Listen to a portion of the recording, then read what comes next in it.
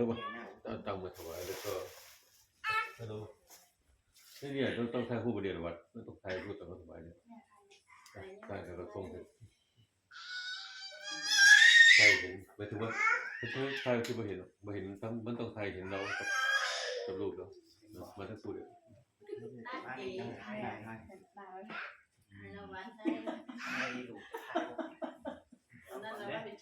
ซ่อมกล้องเนาะซ่อมเป็นนะมุมชัดกว่ามันนี่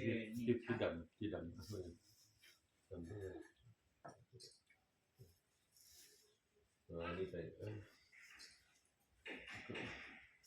เก็บกดน้ำเก็บกดที่กดน้ำมาไปกดน้ำไปที่หนึ่งไอ้ก้าวที่กดน้ำให้พี่เร็วบริการถ้าเราเป็นทุกสิทธิ์อยู่แล้วบริการพี่แล้วก้าวแล้วเรียนต่อมันมาลุงพอได้น่ะจะมาลุงพอล่ะกูว่าเอามามาหลวงพรว่าอย่างนี้กับอันเจ๊น้ำใส่นะนี่น้ำมาเจ๊ใส่ที่หนึ่งแล้วกวดเลยละได้กวดไหมที่หนึ่งได้แล้วแต่น้ำเป็นใส่มีลูกสาวคนแรกทุกเทวดามาเกิดเป็นทิศเรื่องที่ดีของครอบครัวของพ่อของแม่ที่มีลูกสาวมีเทวดามาเกิดเทวดามาอยู่ไหนเทวดาเขาปู่ย่าตายายเป็น200-300 ปีที่ผ่านมาที่เกี่ยวข้องกับเราเป็นพ่อเป็นแม่เป็นพี่เป็นน้องเป็นลูกเป็นย่าเป็นคนรักเป็นอะไรต่างๆเกี่ยวข้องได้ดีเพราะว่าต้นจะตายแค่อธิษฐานจิตว่าขอให้มันเกิดในตระกูลเดียวกัน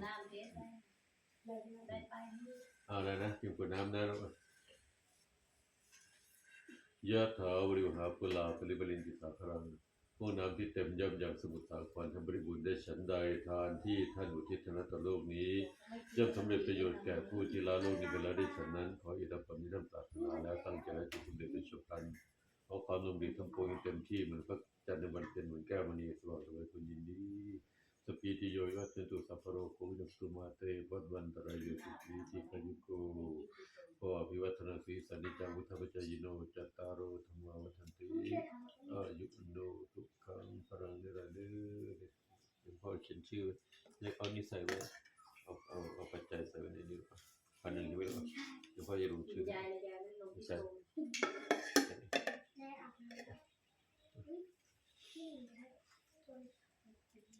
อยู่แล้วเราผ่านทั้งหมดเลยเพราะว่าเนี่ยลูกเขยเล็กถ้าเรามีเงิน2 ล้าน3 ล้าน4 ล้าน5 10 ล้านเราใช้หมดไม่หมดแต่ว่าบอกว่าหลวงพ่อผมใช้หมด10 ล้านนี่มันไม่ใช้อย่าประหยัดกันจาก4 ล้าน5 ล้านก็จะเหลือวัน4 ล้าน5 ล้านนี่ถามว่าเมื่อเราไปจากโลกนี้แล้ว4 ล้าน5 ล้านที่เหลือจะตามเราไปไหมไม่เลยลูกหลานใช้เอายัดปากแล้วไฟเผาหมดเรื่องอะไรก็เอาไว้ลูกหลานใช้แต่ว่าสิ่งที่จะตามเราไปคือความดีหรือความชั่วที่เราทำไว้จะตามเราไปทุกภพทุกชาติแต่ที่เรามาวันนี้คือเรามาทำสร้างความดีคืออะไรเราทรัพย์สินที่เราหาไม่ได้แสนยากเราจะได้มาตระบาดบริจาคเป็น1,000เพื่อร่วมซื้อที่ดินของเขาเป็นสิ่งที่ดีมันจะเป็นเงาตามตัวเราทุกภพทุกชาติเพราะว่าได้เกิดเนี่ยภพชาติไหนได้ตามเราไปไม่รู้นะทำให้เกิดมาชาติหน้าโอ้สบายเลยพ่อแม่ซื้อที่ดินไว้เป็น100 ไร่เป็น1,000 ไร่เลยนั่นคืออานิสงส์ที่เราทำไว้ไม่ต้องไปเอาเงินเดือนมาซื้อที่ดินอย่างลูกสาวเนี่ยยังส่งที่ดิน3 ล้านนี่ส่งอยู่นั่นแหละส่ง30 ปีอยู่ที่ลพบุรีเขาไม่เคยได้ทำอย่างนี้พอผู้บวชแล้วตัวเนี่ยเล็กเนี่ยเขาเห็นมาอยู่ในครอบครัวพอดีเลยอยู่เขาเห็นมาตรงนี้อยู่แต่ว่าครอบครัวนี่มันไม่ได้46เนี่ยที่ครอบครัวพ่อทำมา1,500แล้วน้องสาวอาริวันก็ทำมา500อะไรอย่างนี้นะเนี่ยเราต้องทำไว้เรื่องนั้นแล้วก็เพราะว่ามันจะเป็นเงาตามตัวเราไปอย่าทำให้เราไม่มันจะเปลี่ยนชีวิตเราแต่ว่าอยากให้ทำทุกวันเลยจะต้องผู้ชายผู้หญิงคือตอนนอนทำอย่างพ่อว่าหายใจเข้าลึกๆหายใจออกนับ1หายใจเข้าลึกหายใจออกนับ2ไปถึง9 ครั้งแล้วก็ขอเมตตาขอพระเจ้าชีวิตพระเจ้ามีแต่สิ่งที่ดีขึ้นตั้งแต่วันนี้เป็นต้นไปนะครับทุกคู่เลยที่ดีขึ้นเวลาเนี้ยจนสารปางพอเราเห็นมีสตาร์บัญชาน่ารู้นะอย่าผูกกันในตัวเล็ก นตัวเล็กผูกแขนทั้ง3 คนเลย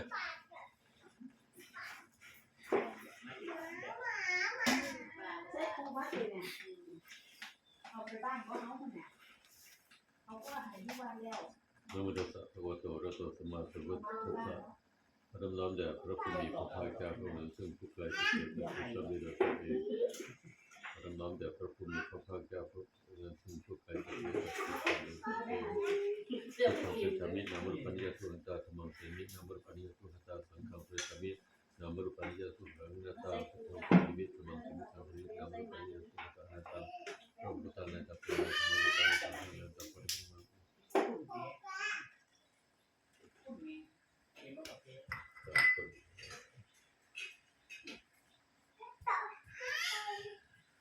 นี่คือตัวเล็กพ่อแม่ก็มาคนผู้ช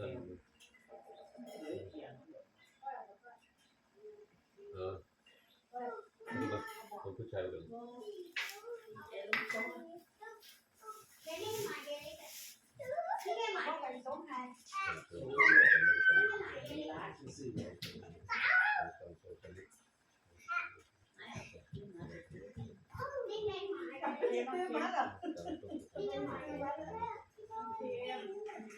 ถ้าวันดำ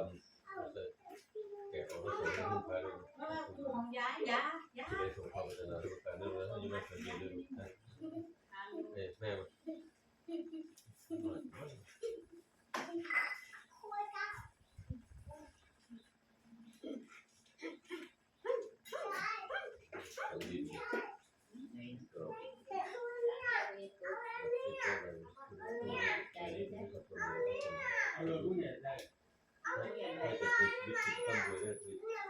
มานอนยังไงก็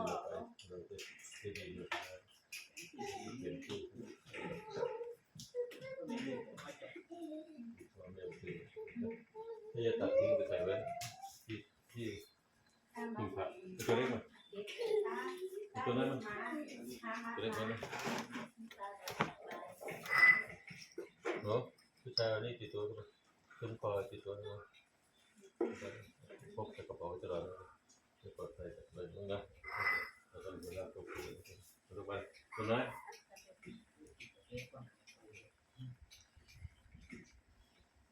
มันยังมาทีเดียว ขอเฉียวเนาะ ไปเขียนแล้วนึกไปเดี๋ยวแจ้งมันเขามาที่ก็เป็นมันไปทำงานแบบนี้นะ พี่ลูกตาเนี่ยคือว่า จ้า เออเลย จ้าสวยก่อนจ้าสวยจ้าสวยก่อน เดี๋ยวจะเป็นลูกกูดำนะลูกนะตัวเล็กนี่ตัวเล็กหน่อยน้ำมันนะ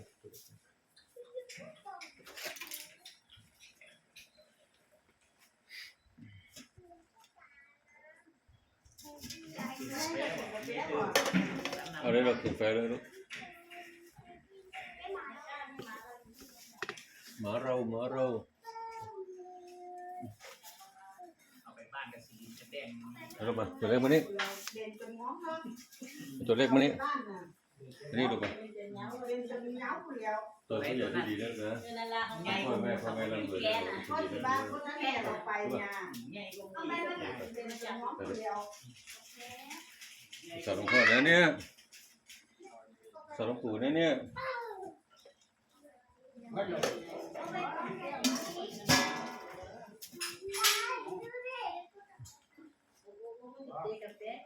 เอาส่งมึงไปเนี่ย ข้าวกินเหรอ